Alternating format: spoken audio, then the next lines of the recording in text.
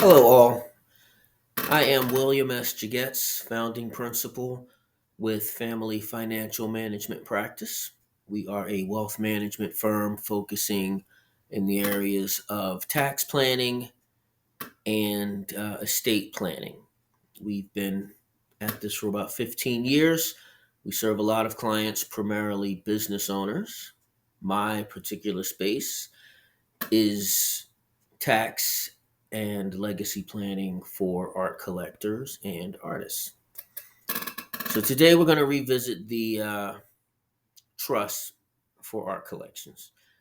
And we just went over why your art should be in a trust and a very loose overview of what a trust is and how it works. So we're going to get into a little more of the how how it works, what it is structurally.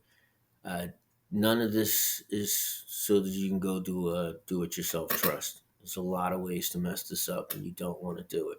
But you do want to know what's about to happen before you engage some professional to help you with this. So, a trust has three primary elements.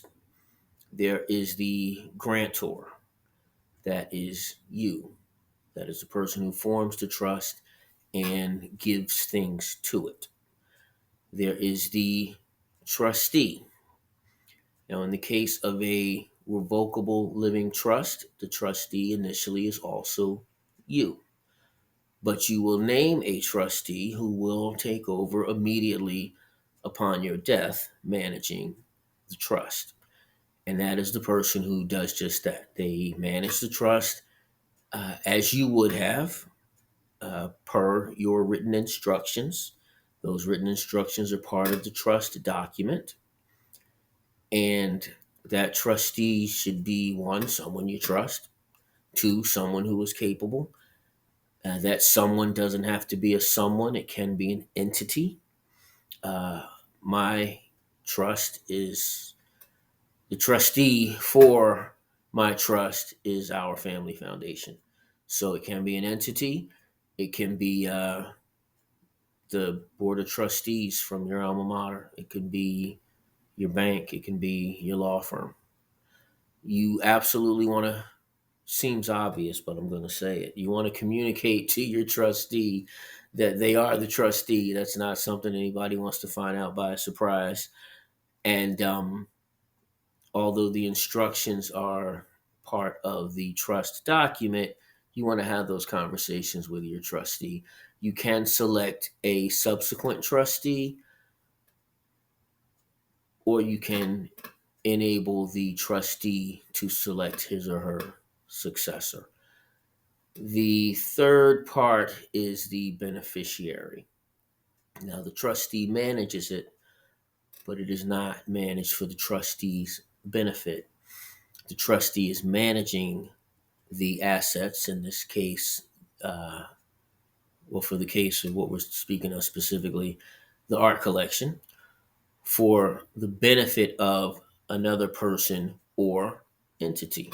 So the trustee would manage for the benefit of your children and heirs, or they would manage for the benefit of, again, some entity who you would choose, your favorite nonprofit or charity organization, or uh, your sorority or fraternity. Could be, your sorority, fraternity, local chapter could be the beneficiary of the trust.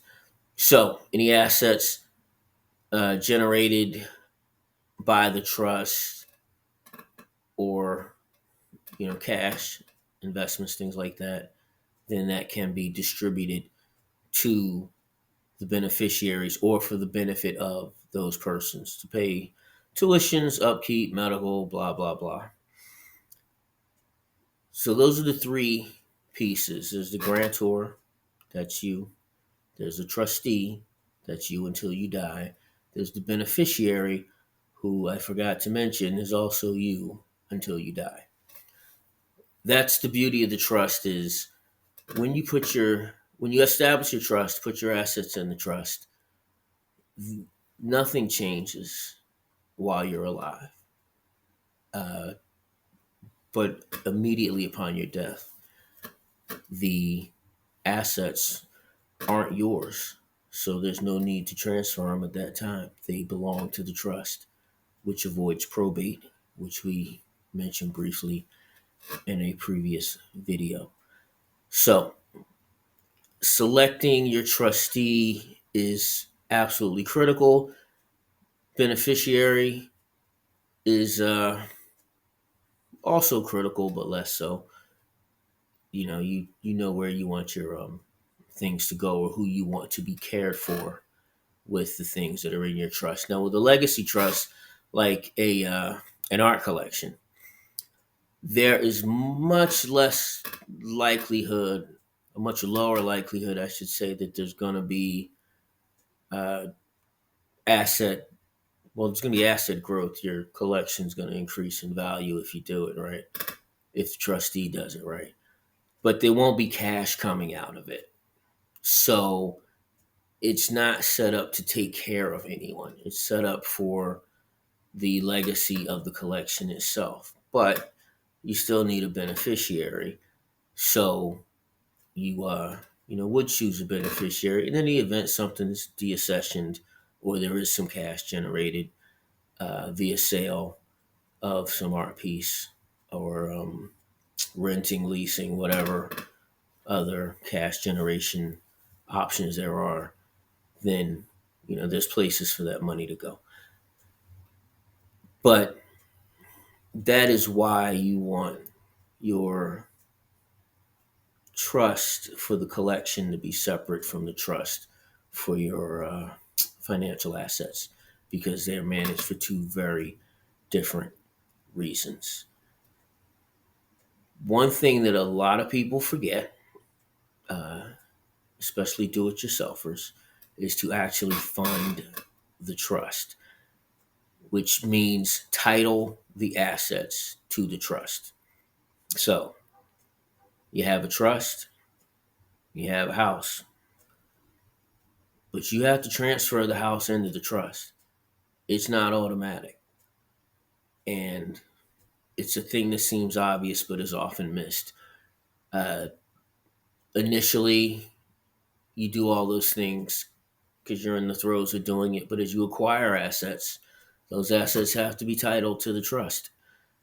And if they're not, then you got problems later. There's an allowance for that. There's a way to manage that, but it's a thing you got to know. It's called a pour over will. I won't get into the details of that, but it can be attached to the trust so that anything forgotten or not mentioned in the trust would, at the time of death, go into the trust. You can have life insurance policies payable to the trust so that upon your death, the death benefit from the life insurance would go into the trust, and that money can be used for storage, upkeep, management of the collection. There should be some cash, even if you have a vast collection and it's all in trust and it has a really high net worth. If there's no cash, then there's no storage, there's no maintenance, there's no upkeep, and those things have to happen. So there should be some cash in your trust to manage those things. The trustee should know how to go about that. Trustees do get paid. It's nominal. Sometimes it's like 4%. It's generally negotiable. I think New York is the only state that has a mandated number of how much a trustee has to get paid, but it's generally based on a percentage of the assets in the trust. So again, just got to be some cash generation if that's going to get paid out. And if you have a trustee that likes what you're doing, believes in it, cares way too much about it, they don't necessarily have to take money, but it's work. They're probably going to want to get paid to do it. So even if your trust is set up to manage uh, assets, what we'll call non-financial assets, like in our collection, there still should be some cash. Uh, this is again nothing that you want to attempt yourself. You want to have some professionals do it. Now, when you fund your trust with your art collection, it's going to be very important that you have a really solid inventory, uh, a database archive of your collection, everything in it, its provenance, certificates of authenticity, receipts, photos, descriptions, and that's that's a chore to do. You should have that done even before you consider, a trust. You should have your collection archived. I use Artwork Archive for that. They have a great program. It's terribly inexpensive and works really well, very simple. And everything in the collection is there. If I have things in multiple locations, and so I can look at the look at my dashboard in the program and know where my things are. Some are at galleries, some are on loan, on tour, some are in this house, some are in the office, some are I have stuff at my mother's house, friends' houses. But with the artwork archive, I can keep track of all of that. The provenance is noted. The dates of creation are noted. Certificates of authenticity again. It's all there. I personally recommend Artwork Archive for archiving your collection. It's it's just a lot easier than running a spreadsheet. The the best thing is when you do your trust, we're going to go over the instructions of how you want it managed, but you also have to list the assets in the trust. So you have to fund the trust, and then all the things that are in the trust are listed on what is called the Schedule A. That's part of the trust document. If you have a substantial collection of 800 pieces, 500 pieces, uh, even 150 is a lot. And then every time you get something, you got to add it. And every time you deaccession something, sell it, trade it, give it as a gift, whatever happens, damaged, broken, destroyed, anything, you have to update that. And it has to be updated because when you're dead, the trust document states what the assets in the trust are. And if that's inaccurate, it's a problem. It's a real problem because you're dead. You can't verify that this item listed here on the document no longer exists. So it says it's there, it's not there. What happened to it? Trustee is on the hook and has to explain it. It's not a good situation. Same thing with other assets going in. We have this beautiful sculpture. It's belongs to the trust. Didn't get inventoried when you bought it, so it doesn't really belong to the trust. It's not there on the Schedule A. With a digital program like Artwork Archive, you can literally attach the link to the Schedule A. And that way, every time you update it, the program, when you buy something, you still got to do it. You still got to put in the information when you buy something and delete it when it goes away. But it exists everywhere. It's in the cloud. You can access it from anywhere. And it just makes it real simple. So it's neat, it's clean, it's easy to use. And again, it's terribly inexpensive and very important. You got to do it some kind of way. You absolutely have to keep track of it, especially if it's in trust. And that's the way I choose to do it. So that's the inventorying. Titling just means a transfer. Uh, you can actually buy things in the trust. So the trust can make the purchase once the trust exists. But for the things that you have that predate the trust, you are going to want a transfer document. Uh, Real simple. This date, this item, transferred to the ownership of this trust. Get that notarized. These items, don't do one piece at a time. Do your whole list. If you use the artwork archive, then it's, all the contents of this, archive transferred to the trust on this date and notarize it. And then everything that happens after that is, titled to the trust. So the other thing, well, this is not the other thing. The critical, most important thing is the part where you say what you want to happen. So don't make it too tight. You don't want it to be a noose around your trustee's neck, but you do want them to have an idea of generally what you want, how you want to be remembered, and by whom. So, do you want it to be shown? Do you want it for educational purposes? Do you care where it shows? Under what circumstances can something be sold? Uh, what criteria for acquisition? Because just like your collection's not static now, you buy things, you sell things. Maybe you sell things. I never sell anything, but you buy things, you sell things, you get things. Things break, get lost, whatever. Your collection in trust is going to continue to change, flow, fluctuate just like that. And you want to be specific, again, not overly specific, but you want your trustee to have an idea when it's okay to buy something. uh, you know what it's okay to buy, when it's okay to sell something. Critically important, because selling stuff is it's hard.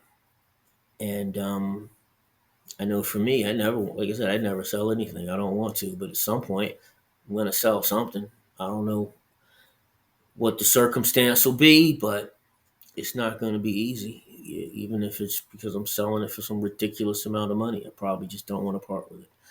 So the trustee, you're not going to be there to give them specific directions. They're going to use their judgment, but they have to have parameters. Uh, is this collection focused entirely on women artists, on African American artists, on uh, pre World War II Japanese art, whatever it is you think that you're interested in, and give them some direction. Where should it be displayed, and to whom? Uh, Maybe you just want it to be seen by whoever can see it. Maybe you are more specific about where it should be seen. Educational institutions, cultural institutions, which museums, places you don't want it to go, things you're not interested in participating in. So all that goes in the trust document. It's a It can be that big, it can be pages. That's kind of your call. But it's important that your trustee have guidelines, because they're going to have some legal obligation to stay to your instruction as the trustee. And the you want them to be able to work. You don't want them to be challenged, but you got to give them some parameters because it's your representation. The So we did the inventory, we did the instructions. Under what circumstances the trustee will change is a consideration. So obviously, if your trustee dies, then you got to have a successor. If they are incapacitated, there will be a successor. if they just decide to quit because they don't want to do it anymore. Those are obvious, but there might be other reasons or things. I think I mentioned already, you can have an institution as a trustee. So in that case, whoever runs the institution, and that's kind of ex officio. So if that person changes, then as long as the institution exists, your they will be the trustee for your trust. So there's a lot more to it, but I think those are the most important pieces. Again, this is not do-it-yourself stuff, but this is important information that you're going to want to know and consider, even as you're bringing the help of capable, competent professionals to do this with you. So I look forward to talking to you more in other videos about this and other issues that are going to be important in planning your legacy in terms of your art collection, if you're an artist, your art career. Thank you very much.